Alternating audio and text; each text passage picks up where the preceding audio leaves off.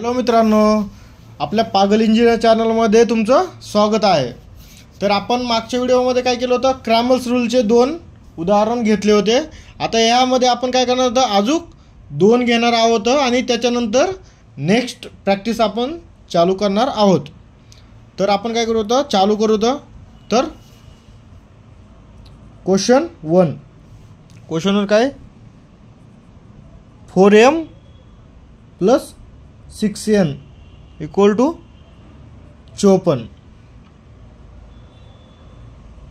3m + 2n = 28। तर आपल्याला आधी काय करायचं आहे, ह्याला a1 a2 b1 आणि ह्याला c1, सेम a2 b2 आणि c2, a1x + b1y = c1, a2x + b2y = c2। ह्या फॉर्मॅटमध्ये आपण घेतला आहे त्याला, त्याच्यावरून आपण काय केलं, त्याचे नंबरिंग टाकून दिली।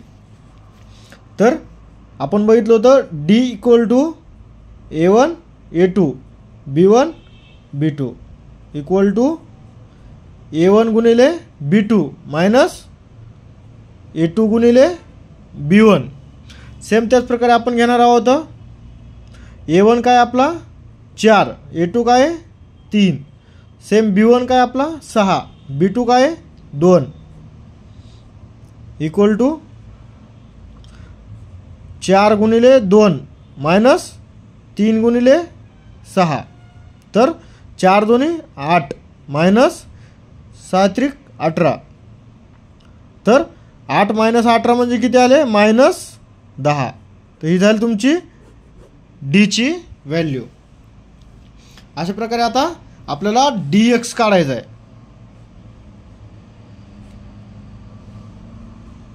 तर dx = c1 c2 b1 b2 = c1 गुणिले b2 मायनस c2 गुणिले b1। या प्रकारे आपल्याला व्हॅल्यू मांडायच्या। तर c1 ची व्हॅल्यू काय आहे 54 आणि c2 ची काय आहे 28, सेम b1 ची काय आहे 6 आणि b2 ची काय आहे 2।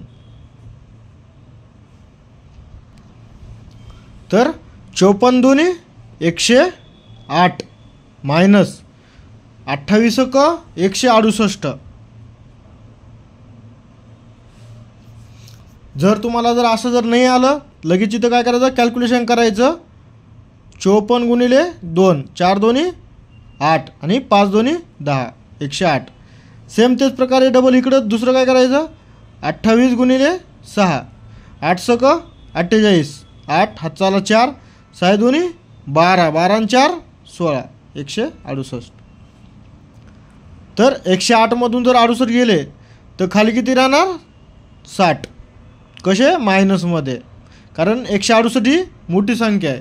तर आपला dx काय आला आहे -60। सेम त्याच प्रकारे आपल्याला काय करायचं, आता dy काढायचं आहे। तर dy = काय आपल्याला बघितलं होतं, a1 a2 आणि c1 c2 = a1 गुणिले c2 मायनस a2 गुणिले c1। तर व्हॅल्यू मांडूत आपण, a1 आपण बघितला होता किती 4 आणि 3, तसं c1 काय होता आपला 54 आणि 28।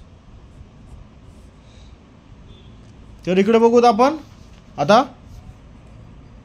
4 गुणिले 28 मायनस 3 गुणिले 54, तर 28 28 2 56, 56 आणि 56 112 मायनस 54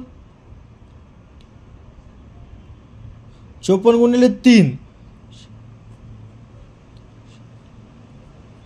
162। जर नाही तुम्हाला असं समजलं लगेच इथं साईडला काय करायचा गुणाकार करायचा. 8 चोक 32 हातचा आला 3 4 दोन्ही 8 आणि 3 11 112. सेम त्याच प्रकारे काय करायचं 54 गुणिले 3 4 त्रिक 12 हातचा आला 1 5 त्रिक 15 आणि 1 16 162. तर 112 मधून 162 गेले तर किती राहणार -50. हे काय झालं तुमचा dy आला. तर आपण बघितलं होतं x y व्हॅल्यू काढण्यासाठी काय आहे dx डिवायडेड बाय d. तर dx ची व्हॅल्यू आपली किती आली होती -60 आणि d ची व्हॅल्यू किती आली होती -10.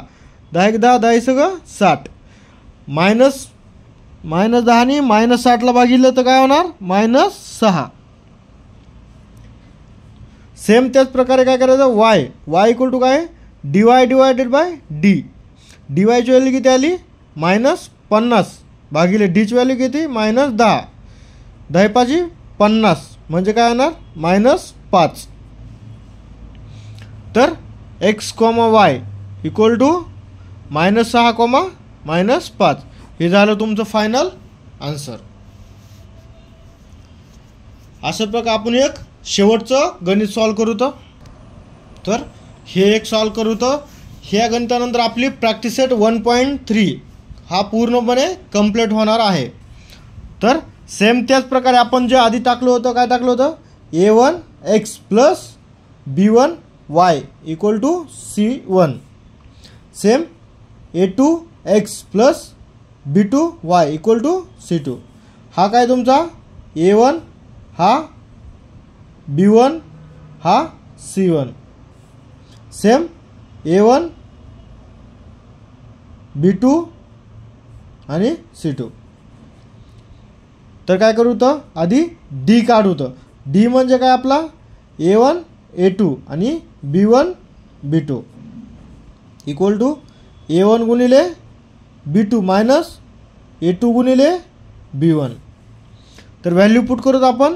a1 ची व्हॅल्यू किती 2, a2 ची किती आहे काहीच नाही म्हणजे 1, b1 ची काय आहे 3 आणि b2 ची काय आहे -1/2.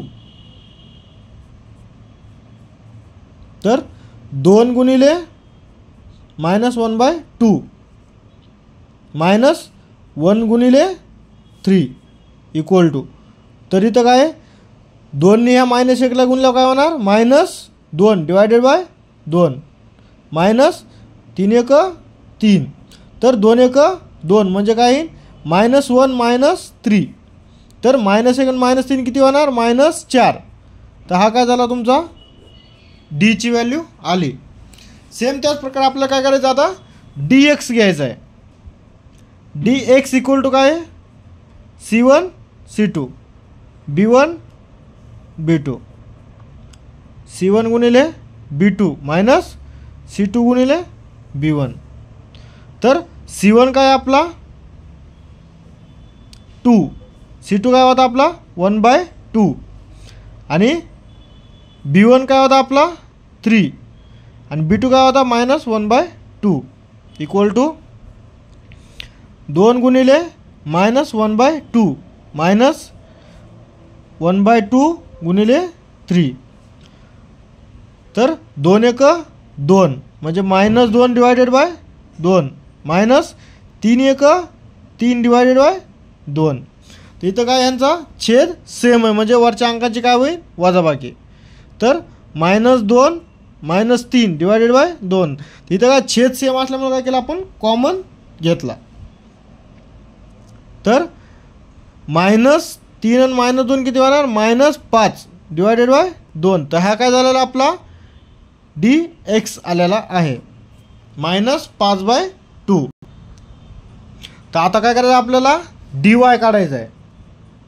dy म्हणजे काय आहे a1 a2 आणि c1 c2.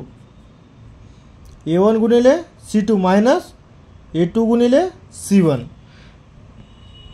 तर काय आहे dy इक्वल टू. तर आपला a1 काय होता 2 आणि a2 काय होता 1. सेम आपला c1 काय होता 2 आणि c2 काय होता 1/2. 2 इक्वल टू 2 गुणिले 1/2 मायनस 1 गुणिले 2. तर 2 1 2 म्हणजे हे 2 2 कट झालं तर काय राहणार इथं 1 मायनस 2 1 2. तर -2 मधून जर 1 गेला तर काय राहणार -x. हा काय झाला तुमचा dy. तर आता काय करू आपण, आपल्याकडे d झाला, dx झाला आणि dy झाला. आता काय करायचं आपल्याला, x ची व्हॅल्यू आपण फाइंड करू. तर x इक्वल टू काय आपला dx डिवायडेड बाय d. तर आपला dx काय आलेला आहे -5/2 डिवायडेड बाय d काय आपला -4. तर हा छेद आहे तो काय होणार खाली येणार, म्हणजे काय होणार -5 डिवायडेड बाय -4 गुणिले 2. म्हणजे काय येणार आपला x इक्वल टू -5/4 2 8. कसं येणार -8. तर हे मायनस काय होणार प्लस होणार, म्हणजे काय होणार 5/8. हा झाला तुमचा x. अशाच प्रकारे आपण काय करू तर y काढू. तर y इक्वल टू काय आपला dy डिवायडेड बाय d. तर dy काय आपला -1 डिवायडेड बाय d काय आपला -4. म्हणजे काय होणार मायनस मायनस प्लस होऊन जाणार -1/4. हा झाला तुमचा y. म्हणजे x, y इक्वल टू 5/8, 1/4. ही झाली तुमची फायनल आन्सर. तर आपण काय करणार आहोत, 4 उदाहरणं घेतलेलं आहेत. तर इथं आपण प्रॅक्टिस सेट 1/3 आपण कंप्लीट केलेला आहे. तर आपण काय करणार आता पुढच्या लेक्चरमध्ये वेगळा प्रॅक्टिस सेट घेणार आहोत 1.4. तर त्याच्या आधी काय करणार आपण 2 एक्झाम्पल घेणार आहोत नेक्स्ट व्हिडिओमध्ये. जर तुम्हाला काही इश्यू येत असेल, काही वाटत असेल, तर मला माझ्या मागच्या व्हिडिओमध्ये मी कॉन्टॅक्ट नंबर दिलेला आहे, तर मला व्हॉट्सअपला हाय करा, प्रॉब्लेम सांगा, किंवा माझ्या कमेंटमध्ये तुम्ही नक्कीच उत्तर द्या. तर भेटूया मित्रांनो आपण पुढच्या लेक्चरमध्ये. धन्यवाद.